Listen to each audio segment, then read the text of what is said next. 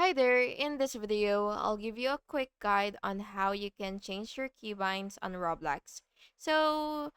Take note, by the way, that Roblox does not allow custom key binding for every action yet, but you can change only the following, which is the shift lock switch, movement mode, camera mode, keyboard sensitivity, and all that stuff. So to change this, you'll just have to click your Roblox icon and then go to settings and then click that.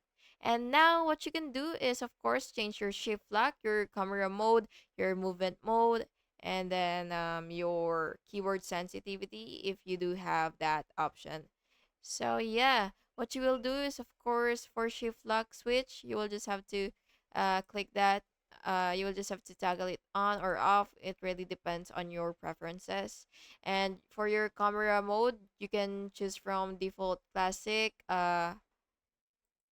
classic, follow, and camera toggle, default classic again, and so on. And for your movement mode, you could also choose from multiple choices. So there are multiple choices that you could actually choose from.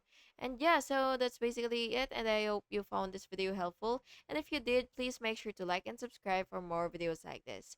Thank you, and have an awesome day.